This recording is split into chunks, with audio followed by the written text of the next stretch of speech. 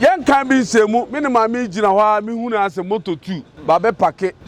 ya ne ba kupon se prince won ni jina hoyo. Okasa ndi few minutes ne fine for white van. Besi ya bidim sise black and soldier frontale. Se be fake soldiers, be fake police minimbe. Nipa ba ko be kagu mi su ye pa. Se kaye na ka unye few video na nka wa sha. Kuma se man nyina be bose. He sa me hu wodom sa o.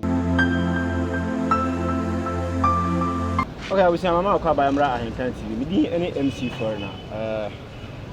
Riga ka say unhu say asinko nya say na ye ni akukudam any mpanyifo e bedi nkomo. And not that way me ne ogoro prince Techiman e be twetwe nkomo. E fa nsem bi a e tene o social media no so. Na ya humba bi a no kora no da. Enti me nse wo mre ba me nko ne nchen taw na ye twetwe nkomo. Na Okama ba Henkan TV. Ne jaminu na ho tse. Nyame adom ne mompa bo. E de nyame ase. Na bumbo ko de. Nyame adom me ho ye pa. Nyame ase. We de me nse wo mere. Ne obi ete na o media no so. Na nsen be ndura ne na no ntam. Information bebre asantifo yi. The issues be trending. Say ya chiw. Na nya bia asem no kura be na wo. And the question police for ever foul if we had the okay. We are also Ubisa Mekra, where we straight. We know that was a pass who Ubisa Mesa Costi. We are first of all, men. We are Bunny. Not no one can Bunny Chevy. Maybe I can be Krum Casa. Who interview me be our own Krum Casa? Who can be Krum Casa? Anything they be a bedi Dimotemu. We san kwase afu abedi da preko dan mu a be di matamu esa wo kambono bia eto da na ba bia o tena ya yetete wo no ende wa ba ukrom dia wa ba ukrom a me mikrom antena mikrom so mikrom kasa kra simple kra na mikrom kasa me kan te se ade bi what you say enti yire ho na sua won sua de a wo moa I'm telling you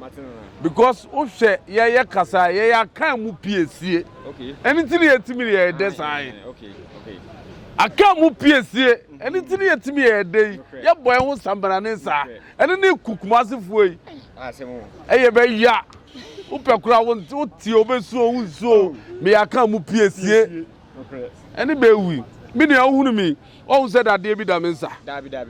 ana wa beto me police station bia me she baabi dabi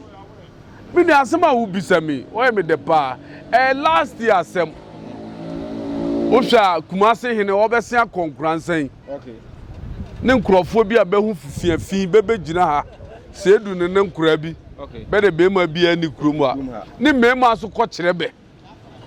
we kura nya mema nkura school for nkura nketenkete ne be ko kirebe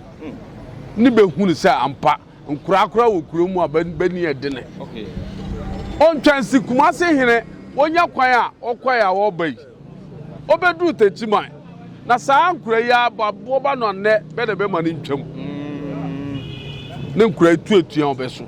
me ne me ye godfather me die ni mu a me ko ka kire nkura se bia nko ne baabi na de be ye emfa so bia ma bi le be ma di baabi a be ma be hu se bi o baabi nti nkura be nja na be nko ampa me ne divisional commander wo Techiman me ne ne gina wa ye di nkomo se as a prince me da wase pa ne de wa ya mami yan kan bi semu me ne mami gina wa me hu na as a moto 2 ba be pake ya ne ba ko ponti se prince won ni gina hoyo okasa ndi few minutes ne fine for white van besi ya bidim sise black and soldier frontale say be fake soldiers be fake police minimbe ne be start say be sani tuo gumi so ene tuo de be sani bi ba me so pa na unhunu me a me bansere na me ho me nchefu gu tantan bia what you say because me ya kan mu piesie eba nti me di me huni me nda preko dan mu me na ponche abebo me punu mu me da me nya nipa ma ne bebo me punu na masore me nya binom ti se kumasefo mani banso be tutuo papa ene tuo de be tumi bi pa me unya single mark kura wo me bodim de obehunu bia bia tattoo no da me nsa ho minua ene ebe ne me betututuo ya amfa amabe ne sa ankrofo ya be hihye sa fake soldiers ni fake police be nyina be ka gumi so nipa baako be ka gumi so ye pa se kae na ka wunya few video na nka wa hwa video ne kuma bi o nka be me de pa be ka gumi so me the best strage se sa ankrofo a be fake soldiers ni police fo bebe hunu said the way me one man person me si boost ankrofo fire ne bebe nya kakra bi na kakra e kura e se mo hwe video e nya strage ne be ne me strage nya de a ese o ma chi o mo de wo ko now ne be strage last year uni bi akọ strage waju oni nguase awie watu nutuo wanko bibia nsi eye de ne ma akọ fa video bi aba beto wo se prince ba chi no kumase man nyina be bose ha sa me hu wodom sa o I'm telling you say anokrakra say ya chewa akotu efiase a nanka anije be na woma woma kumase fo de ntia bani agi nyina se me gukoku dua ho fi dodo ba se mi nyina ne na be wura fi be ho se be gu ose ade ya agimambadu no ho fi o hwe nkra bi abede da prako dan ma be di ose ade ya akufia me o be di na tem be di ose ade ya agimambadu atema wa hwe nkra we ofe me ne be ko sia one na one me ne sa nkra yo o me de pass wa kan sa no kra we me nkra be di machi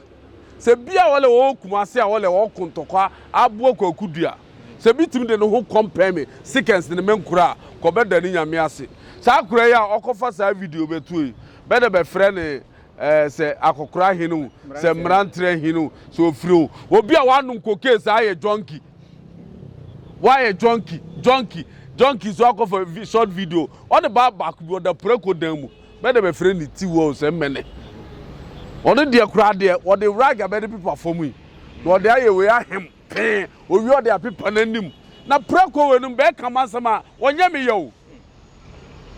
de bia usia me so hunu se de me sitie me nya sa ankofo hin bi dabi me nkam ponche o anasa me da preko demu na ponche abebom mama sorry nti se ohunu sa video wa bontena de be ka ne bia nche me ane mete me hu so a we interview me abusia for we de momo ni tia ya te tinsem nu bebre ye kwa na adane ya yebhihye na ne mrante no de se course no ba ni ye se ache godfather na se da bi an kanti ye mbompin na ye ne twetwe nkomo na ye hwe no kore so mo chi no na de mpo ne ma mo chi no ene se ya beto na so woti ha obi a ya se ya chi na foto fiase wona ya beto se woti ha oje no mfra ma ko me nua ma me bi so asem e mene ne ma ya ba chi me ene ne asem no na ma ye mene ene na minti mi hu mi nima de property ene ka se ma ye bibi dia me mburo Ghana mra so be chi me ya wo ye no obi a me mburo Ghana mra so de ada ne benti me nchi me na ade a wo nchi me me nye boni bia me nku nipa me nko robu bi me nko tu bi botom na de no nko tre media so se ba chi me wo bo se wani age because say wo kame hina semti me condemn wo de enti na de wa for propaganda de bia wo se wo nimi sia me ka tro se kumase for be propaganda waka sa be din tropa se ba ko ni gina we wo ye kumase ni ba ko ni gina we me ba ye wo gina we wow wo ye kumase ni anya me ne tia nya me ne di nkomo yesiri ya kuntokwa mmene nko a oba osedo ya agimambadu di a kwaku dua ha me kan nsem a ohwa worobe ho minnim ne nsem nyina na se am start kakra wa hunu de na kumase be ye ene ne kaba be hunu de be ye be hu mu nyina so mu da preko dan mu preko ma mponche ma ne ma ba benya last one de obedware kura ne ye dwan I'm telling you bro wow. Ba kan to ko bia benti menka me wo hu se media su de bia nya me nko an me tag be wo hu no bi se nya me nko a wo hu se makodjira akofa bia ba se na na kya me bra be gira machi na to ayampia bi dabi me kire be se bunu ba ko kyan apem bunu ba ko kyan apem nti ben susu nkasa na me ka kire Ghana fo nyina me ka kire Ghana man mini bia ni issue bia nche me beche me kura me mboro mra so me betima me nya boni bia me nku nipa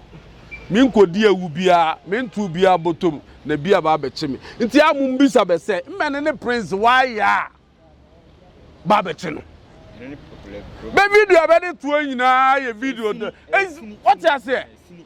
some fake police fake soldiers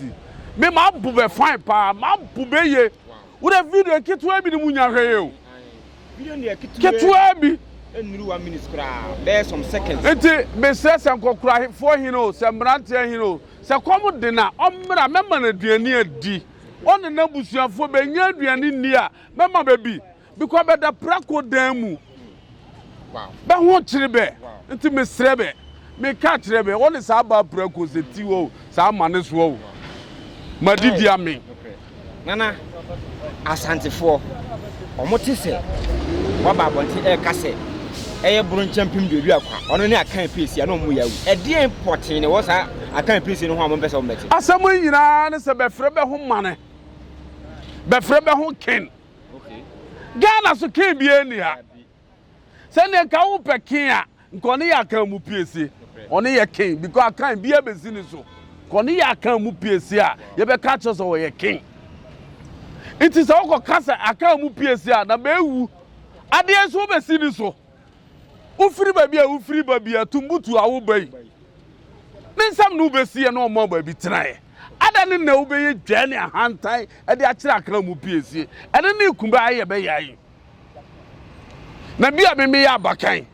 me ya akan mu pesi me ba konya ma me wo fase no me ba nyini ma me nua ketoa no wo a wo ye kumase yire be fra kwakudua na ne pese be change no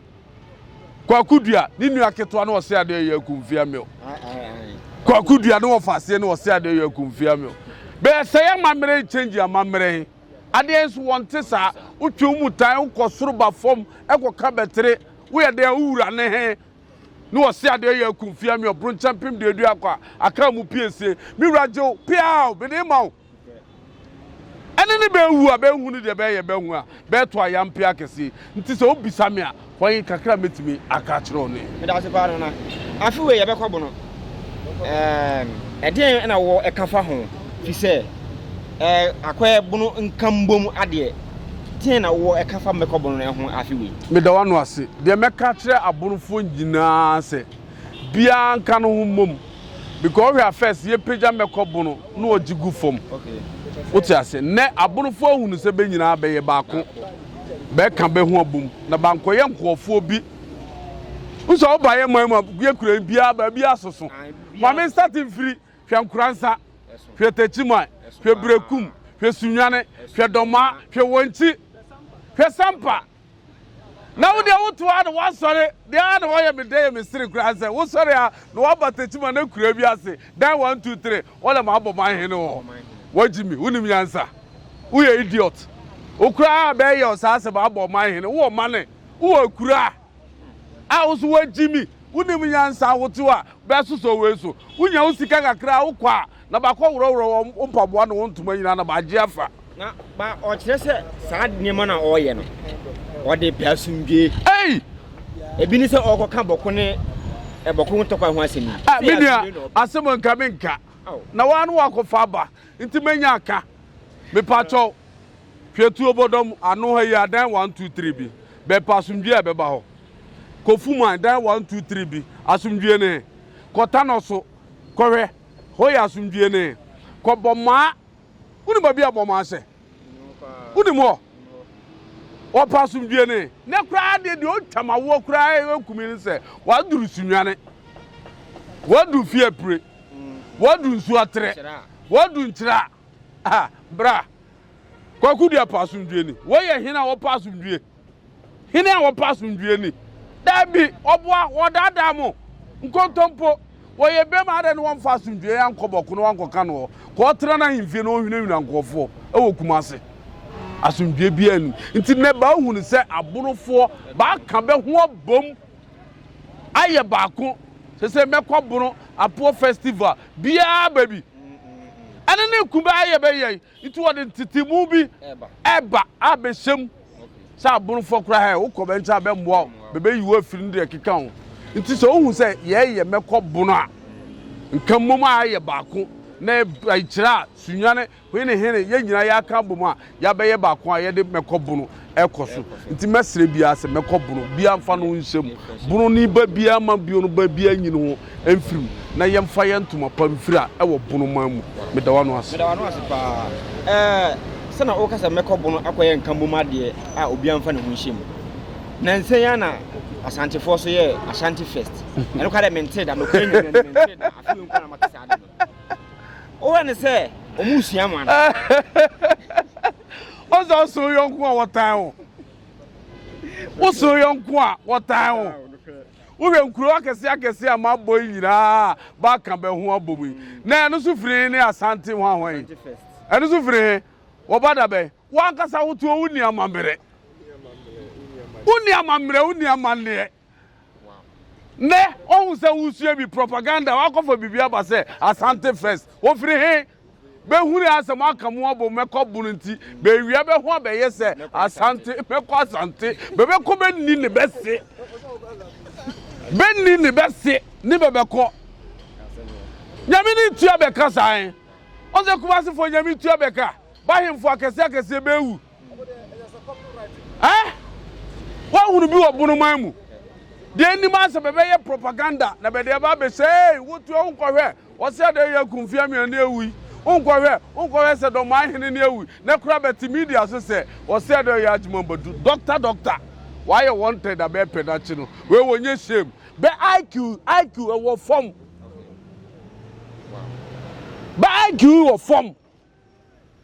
okwa for this scenario na wa find out IQ e wo form kumase for be IQ from nkraso kosi mpanyini so nti nyansan ni ho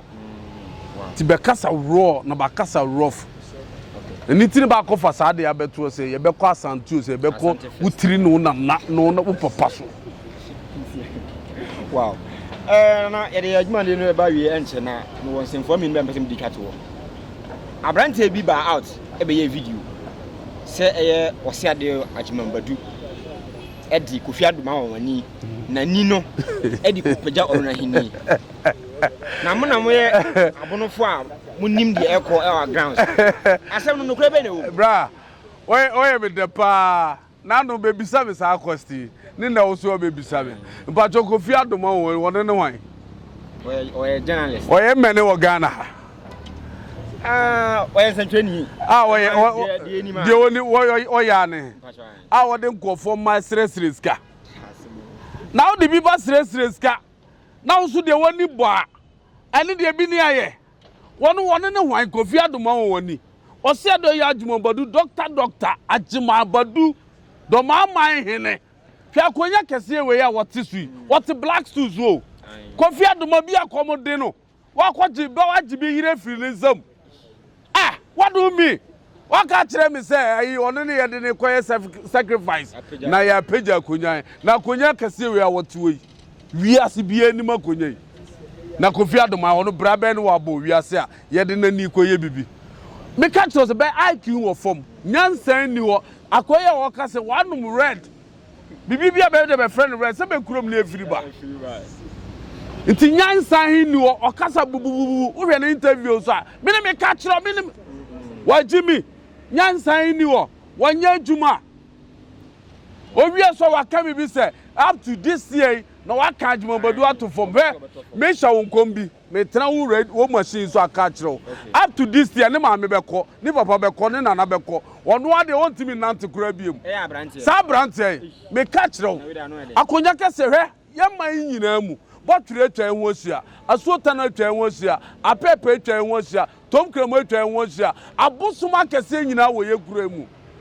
me shall boss straight oba wia akofom akọ catch o se ado ya adwuma badu se doctor mpacho samiyare na pejame na ma ye bone atia o ya hunu bebiro u media so me ka bi kire unie me ka bi kire o ko hwesa ya na o ko hwe akọ ba ku uwi obehwe akoye obegira run about a wole on say from 6 nkura ketenkete ni be bunu saa bebe bunu saa because ontimi mfa no ho compare abunofo Oba ultimate defeat ye be we no. Nti se wo kan we ya mesrew be de kasa hunu adwene wo fom. Na me da wano ase ma me fa mensemfu a etwato e ma no ye sori. Na nse me hu se okọ radio to ana wo ka cleanliness ho asem. Yeah. Se ebinum ajane ma bia jaja ma fi ya hye Techiman ma. Me pese sa asem ubie su kaka na otu ye fo na ye mfa sori. Me nua me da wano ase. De ase ubisa me questions bi pa manage ho. Me da ase. Over the whole Ghana, baby a ben nibe hu ni kura we Kumase. Upe baby a fin wo pa ball emene a eye Kumase. Okay. Beni youth bebe tima kan be ho abomu se. We dey Techiman Youth Association. Be a first month of Saturday ye hu say ye be clinic kura mu. Over radio link na other radio so. Every Saturday we can see BI. Be interview ye be radio so ye de be siesie kuro mu se sia ura Techiman mani mu ka first say the market we West African biggest one of the biggest in West Africa binni babia what you say na hwese de ye die hu ni nka market we de bia ye kuro mu be fi nti ene ntini Techiman Youth Association ya fa to ye hu say every Saturday eye month mu bia be siesie kuro mu kuro so ye start say ye siesie mu na wa ma wo asotwe a ye de be ma wo se ado ye akonfia me bron champion de dia pa aka mu PSA na himfie nti ye start pe na bia to no store mu de o ye adwuma wo be jai de o twika wo be jai na siesie ye siesie ma kuro afa no ntuma perfect specially radio link for be boda wuro si radio so nyina nti so obisa me afutu a me de be ma me nuanom se ye bibia bia amfa no ho nsem na Techiman man bunu man okodoma hwese de hositie o fe kra keke bia amfa no ho nsem na ye mfa entuma pa emfia me de wano asema obia ya kan chato yo de meka ne akyere Ghana man ene ba bewa amano no nyina ase munua prince metuo bibia nsiye me hu kronkron me nye bone bia na bia ka kyere se obeche prince me ka kyere buchirefo nyina ase bia nkana komato yem wo hwe mian meti abe interview me ni bia ni asem bia wo ka me hene dia me so me kan nti me da Ghana fo nyina ase na me so me da ase pa da ase ai ta busia wa wani tia komo ayi bia akwaso to eye ogoro prince na identity ID komo se ne manfo se de trend on social media say ya che no nokure bia ni nokure ni ye ba ya ni bia se a ahembobo ano a wote woje ne mframa obi a che na to afia se de ko ye de be bia ahembobo ano di nokure bia ni misa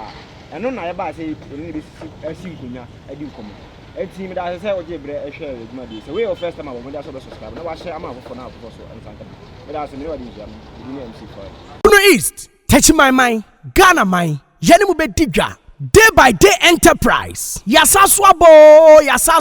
Ye deal in all kinds of washing and bathing accoutrement, retail and wholesale prices. Don't come yo, don't come me. Enepa huwa da bang. Don't come yo, don't come me. Enepa huwa da bang. Ya titu su say who selewa atufuabuo. Detergents no ye wanu assortu small, medium and a big size. Duffy, Mosaic, Lavita, Cleansoft, Mada, Boom, So Clean. Detergents no yaw bucket mu de so ho. Biti say Cleansoft, Mada, Oro. Semina no so de abusu say tam. Semina biti say day by day so Chris, Della, Obolo Jumbo, Jama, Avel, Pella, Aqualis, Colors, Santex, Cleansoft, Mada, Nora, Kente, Dr. X, Athena, Flash, Oro, Easy, Saba no yawana kesiane nketwa, Kabalik Soap, Oli, Diva, Camel, Killer, Kedu, Luck, Cindy, Anna, Power Plus, Royal Leather, Medisoft, Meditwist, Jumbo Aqualis, Miss Paris, X-Men, Fresh Soap, Bella, Lifebuoy, Magico, Nakesiane Nketwa, Alata Semina, Imperial Leather, Maya, Blinko, Sunlight, NFA, hello. Emano so sewako feature na wa wanya line no. Yas pad, proper pad, soft care pad, next pad, play me pad, Momo, blessing pad. You want different colors, comfits, Ematia mo kwa won so no comfort pad no eno so ye wo bi ewo ya so ye. Disinfectant Dettol no so ye wo mu assault ye wo mother Dettol, Camel, small, medium and a large original Dettol. And kwala pampers no so de QT, JK, soft care, na kese ne nketwa ne na dantemu. Sweet baby, pull up, sunny pampers, blimmy pampers. Sewon setting fifre now pe wipe so de ye wo soft care wipe. Techiman, halitosis aje wo say aboswana. They dealing all kinds of Pepsodent 123, Pepsodent Charcoal, Close Up, Charlie, Tigard, and Angola. And Tuntumo Howard Demuswa, ya want the queer enemy spray, Sasso, Fatala, Heaven, Fast Kick, Sao Bacotoria, Takao to Sperere Sodie, Tiro no so ha, Coco, Pride, Natural, The Lords, Soft Care, and a Nadva Tiro, and your toilet roll. And Tadina Fiamma Usia, and Kikawano Edasua Muana, Parazone, a Hiamau, Mada Parazone, small and a big size, Bling Parazone, small and a big size. Se wo chichini bench na wutimi ba ya so ya. De hia ne sa obefre ye. Eni man ye be package de kama na de asende o. We accept Momo. Yeji Momo. Wo betumi afre day by day enterprise. E wa Otumfuo yi so 0544 644 852. A day by day enterprise ana. Ya to say who ye don't come me. Don't come me.